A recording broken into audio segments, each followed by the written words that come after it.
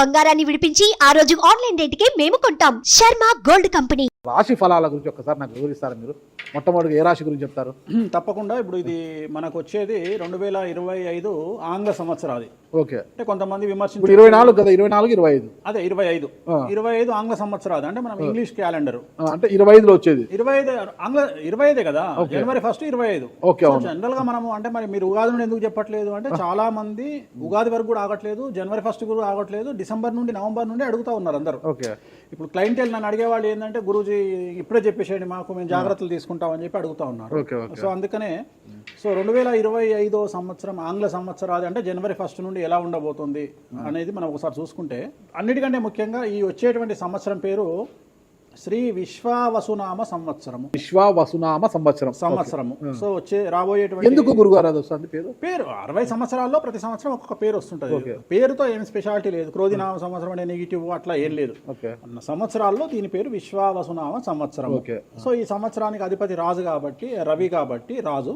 So Ravi మనకు command చేస్తూ ఉన్నాడు కాబట్టి ఈ సంవత్సరం అతి ముఖ్యమైన విషయం ఏంటంటే రాజకీయంగా దేశవ్యాప్తంగా రాష్ట్రాల వ్యాప్తంగా పెను సంచలనాలు నమోదవ్వడము ఈ సంవత్సరం 2025 సంవత్సరం లక్షణాలు. ఎందుకంటే రాజుల మధ్యన రాష్ట్రాల మధ్యన గొడవలు, మరీ ముఖ్యంగా కొంతమంది ప్రముఖ రాజకీయ నాయకులకు మృత్యుగండము, అలాగే అన్ని రంగాలలోకి సెలబ్రిటీలు, సినిమా ఇండస్ట్రీ, రాజకీయము, బిజినెస్, ఎనీ ఇండస్ట్రీ, యువకులు, మరి ముఖ్యంగా మగవాళ్ళు యువకులు 40 సంవత్సరాల వయసులోపు ఉండే వాళ్లకు కార్డియాక్ అరెస్ట్లు అనేటివి ఈ సంవత్సరం అతి ముఖ్యమైన విషయం. ఎందుకంటే ఆల్రెడీ మనం చూస్తున్నాం ఇప్పటికే, కానీ వాటి తీవ్రత పెరిగే అవకాశం ఉంది. కారణం ఏంటంటే రవి కమాండ్ చేస్తూ ఉన్నాడు కాబట్టి. రవి అంటే చర్మము, హార్ట్, కళ్ళు, ఎముకలు. సో కరోనా లాంటి అంత పెద్దది కాకపోయినా ఒక సమస్య, ఒక వైరస్ మళ్ళీ ప్రపంచాన్ని బాధించే అవకాశం ఉంది. అది మరీ ముఖ్యంగా చర్మం మీద దాడి చేసే అవకాశం ఉంది. అంటే చర్మానికి సంబంధించినటువంటి ఒక సమస్యల బారిన పడి ఈ సంవత్సరము జనాలు వైరస్ బారిన పడే అవకాశం ఉంది మరీ ముఖ్యంగా. అలాగే ఇప్పుడు 50 ఇంచుమించు 40 సంవత్సరాల లోపు యువకులకు కార్డియాక్ అరెస్ట్ అనేటువంటివి జరిగే అవకాశాలు కనిపిస్తూ ఉన్నాయి. అలాగే ఈ సంవత్సరం గుండెపోటు వల్ల మరణాల సంఖ్య చాలా ఎక్కువ. ఇదంతా 2025 జనవరి నుంచి ఎగ్జాక్ట్లీ. అలాగే ఈ సంవత్సరము ఎండల తీవ్రత చాలా ఎక్కువ, విపరీతమైనటువంటి ఎండలు ఉండే అవకాశం ఉంది. అలాగే ఈ సంవత్సరాలు ప్రపంచవ్యాప్తంగా అగ్నిపర్వతాల పేలుడు అనేటువంటిది ఈ సంవత్సరం గమనించాల్సినటువంటి విషయం. అలాగే ఈ సంవత్సరం మంచు పర్వతాలు కరగడం వల్ల వాతావరణంలో మార్పులు గమనించాల్సి ఉంటుంది ఈ సంవత్సరం. అలాగే అమెరికా దేశానికి విపరీతమైనటువంటి గాలి తుఫానులు, వరదలు ఈ సంవత్సరం కనిపిస్తూ ఉన్నాయి.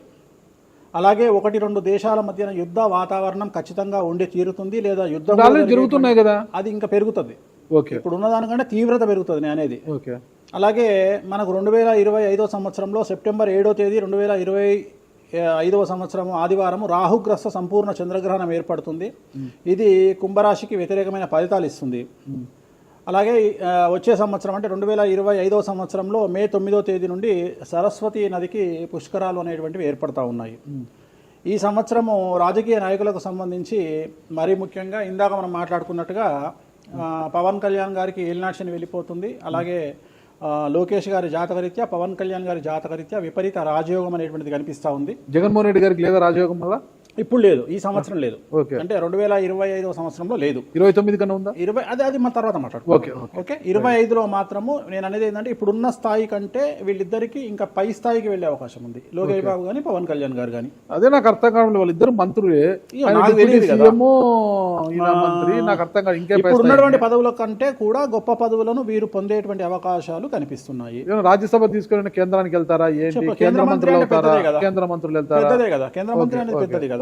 సో అది ప్రభాస్ గారి జాతకంలో చాలా అనుకూలమైనటువంటి ఫలితాలు, శుభవార్తలు వినేటువంటి అవకాశాలు కనిపిస్తా ఉన్నాయి. వివాహం అవుతుందా చెప్పలేము, ఎందుకంటే తులారాశి కాబట్టి వివాహం కావచ్చు.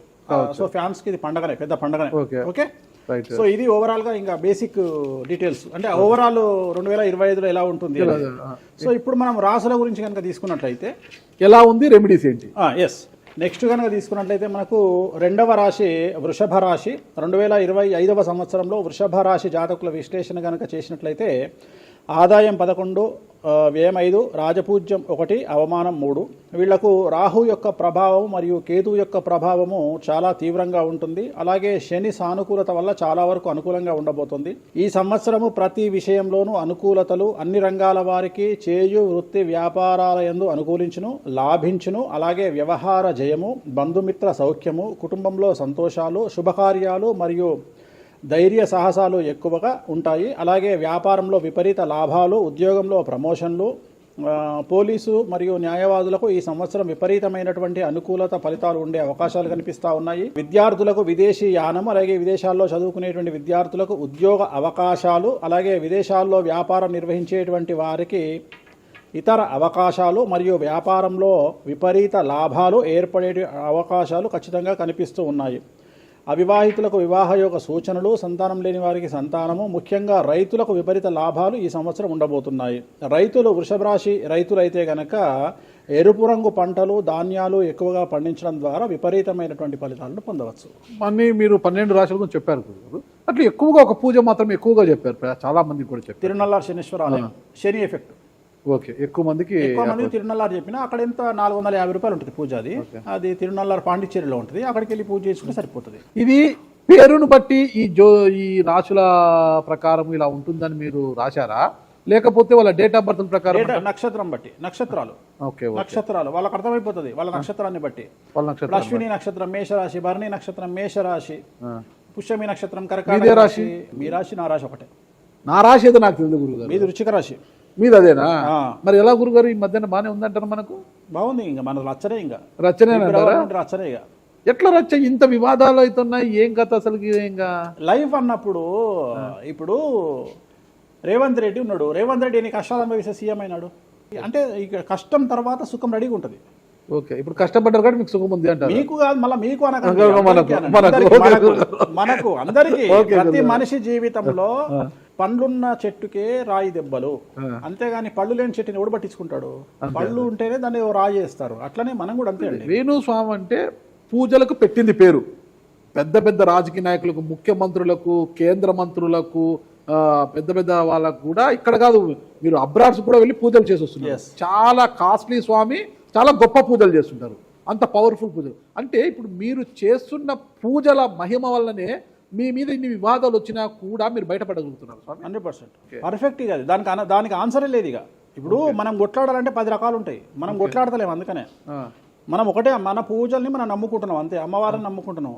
ఇప్పుడు ఒక్కొక్క సమస్యకి ఒక్కొక్క అమ్మవారు పరిష్కరిస్తుంది దశమహావిద్యల్లో. మనం అదే చేస్తున్నాం. ఇప్పుడు నేను ఒకటే మాట చెప్తా, కాంట్రవర్సీస్ వచ్చినాయి, మీరు అడిగినరు, ఎన్ని సమస్యలు వచ్చినాయి. జనాలు ఏం ఆలోచిస్తారంటే వేణుస్వామి ఈ సమస్యల నుండి బయటపడతాడా, పడితే ఎలా పడతాడు? నేను ఒకటే అనుకుంటున్నా, ఇంతమందికి పూజలు చేసి వాళ్ళ సమస్యల నుండి బయటపడడానికి ప్రయత్నించే నేను, నాకు వచ్చిన సమస్యను కూడా అదే పూజల ద్వారా బయటపడడానికి ప్రయత్నం చేస్తున్నాను. అంటే వివాదాలు చుట్టుముడుతున్నాయి, సోషల్ మీడియాలో వైరల్ అవుతున్నాయి, ఉమెన్ కమిషన్ మీ మీద ఫిర్యాదులు చేశారు. ఇన్ని చేసినా కూడా ఎక్కడా మీకు ఉచ్చు బిగించుకోవడం లేదు, బయటపడుతున్నారు. అంటే ఇది మీ పూజల మహిమనా, లేకపోతే ఏమన్నా బ్రైబ్ చేస్తున్నారా? అమ్మవార్లు ఇప్పుడు ఉదాహరణ, మనం తెలుగు రాష్ట్రాల్లో ఉంటాం, వెంకటేశ్వర స్వామి వారు అంటే మనకు తెలుసు. ఇప్పుడు తమిళనాడులో పెరుమాళ్ అంటారు వెంకటేశ్వర స్వామిని. అదే నార్త్ ఇండియాకి వెళ్తే బాలాజీ అంటారు. వాళ్లకు బాలాజీ అంటే చాలా భయం. అలాగే మన రాష్ట్రంలో మనకు తెలిసిన వాళ్ళకి కామాఖ్యలో ఉండే అమ్మవారు అంటే భయం. కానీ తెలియని వాడికి భయం ఉండకపోవచ్చు, వాడి ఇష్టం వచ్చినట్టు కామెంట్ చేయొచ్చు అమ్మవారు. చాలా మందికి మీరంటే భయం అనుకుంటా, అంటే మనం చేసే పూజల వల్ల ఉండొచ్చు. ఓకే, నేను అనేది ఏంటంటే, నేను చేసే అదే ఇందాక మనం మాట్లాడుకున్నప్పుడు అదే చెప్తున్నా, వామాచారంలో పూజలు చేయాలంటే భయపడతారు. కారణం ఏమిటి అంటే ఖచ్చితంగా మందును ముట్టుకోవాలి, నాన్ వెజ్ను ముట్టుకోవాలి. దానికి వీళ్ళు చేసే పూజలు అడ్డుపడతాయి. అంటే వీళ్ళు సమాజంలో భయపడతారు కాబట్టి వీళ్ళు వాటి జోలికి పోరు. తాంత్రిక పూజలు లాగా ఉంటాయి మీరు చేసే తాంత్రిక తంత్ర మార్గం అంటారు దాన్ని. శ్రీకాళహస్తిలో కాదు శ్రీకాళహస్తిలో రావుకేతు పూజ చేయించుకున్నారు కదా, తాంత్రిక పూజలే అది. నిమ్మకాయ పెడితే తంత్రమే, గుర్తుపెట్టుకోండి. నిమ్మకాయ ఎక్కడ పెట్టినా తంత్రమే. మిమ్మల్ని కాపాడుతోంది మీరు చేస్తున్న పూజల మహిమే. అంతే అంతే అంతే, వాళ్ళే చూసుకుంటారు. నేను అనే పాయింట్ ఏంటంటే, నేను ఒకటే చెప్తున్నానండి, తప్పు చేస్తే నన్ను అమ్మవారు సర్వనాశనం చేస్తుంది. ఓకే, అమ్మవారిని విమర్శిస్తే వాళ్ళ సంగతి అమ్మవారు చూసుకుంటది. అంతేనా? అంతే. ఇక నాకు అవసరం, నేను కొట్లాడను చెయ్యను, నాకు అనవసరం, నాకు లొల్లే వద్దు. నాకు నేను దేవుళ్ళని నమ్ముకున్నా, నా పని అదే. నాకు హిమాచల్ ప్రదేశ్ కామాఖ్య కాకపోతే, బాగాలముఖి కాకపోతే, తారాపీఠ పోతే, ఇప్పుడు మన తారాపీఠ పోయి వచ్చిన. చాలా మందికి తెలియదు, తారాపీఠ అని కలకత్తా నుండి 300 కిలోమీటర్లు ఉంటుంది. మీరు కావాలంటే గూగుల్ చేయొచ్చు. తారాపీఠ అని అమ్మవారు అండి.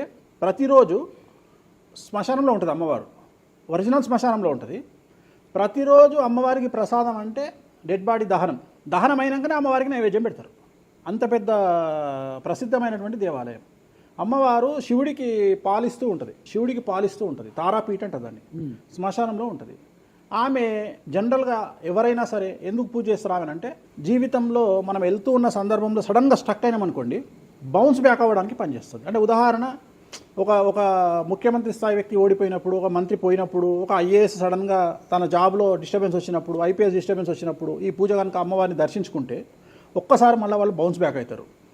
అంటే బిగ్ బ్యాంగ్ థియరీ అనేది అక్కడ పనిచేస్తుంది. మనం మళ్ళీ ఒక్కసారి బౌన్స్ బ్యాక్ అయ్యి ముందుకు దూకడానికి అమ్మవారు పనిచేస్తుంది. నేను సజెస్ట్ చేస్తుంటాను చాలామందికి, వ్యాపారంలో స్టక్ అయినప్పుడు, లేకపోతే ఉద్యోగంలో స్టక్ అయినప్పుడు, అట్లా స్టక్ అయినప్పుడు అయితే మీ తారాపీఠ వెళ్ళి దర్శనం చేయించుకోండి. అక్కడ దర్శనమే, పూజలు ఉండవు, జస్ట్ దర్శనమే. అమ్మవారికి పోయి దండం పెట్టుకొని వస్తే చాలు, ఒక్కసారి మళ్ళీ వాళ్ళు బౌన్స్ బ్యాక్ అవుతారు. ఒకటే ఒక పాయింట్కి నాకు ఆన్సర్ చెప్పి ముగించేసా, చాలా కాలాతీతమైంది. చివరికి ఇరికిస్తున్నారా ఇది? లేదు ఏం లేదు. ఇప్పుడు ఏపీలో అంటే గత ప్రభుత్వ హయాంలో, వైసీపీ హయాంలో వీళ్ళ మీద కేసులు పెట్టారు. ఇప్పుడు వీళ్ళ అధికారులు వీళ్ళ మీద కేసులు పెడుతున్నారు కదా. ఈ కేసుల పరంపర ఇలా కొనసాగి జగన్మోహన్ రెడ్డి గారు జైలుకి వెళ్ళే అవకాశం ఉంది. వచ్చే సంవత్సరం మే 9వ తేదీ వరకు అవకాశం ఉంది, దాటితే లేదు. ఇది ఓవరాల్గా వేణుస్వామి గారు ఇచ్చారు. మీకు ఏదైనా అనుమానాలు ఉన్నా డైరెక్ట్గా వేణుస్వామి గారికి ఫోన్ చేయండి, మీ అనుమానాలను నివృత్తి చేసుకోండి. థ్యాంక్ యూ గురుగారు, నమస్తే. ఓకే, ఓం నమో వెంకటేశాయ.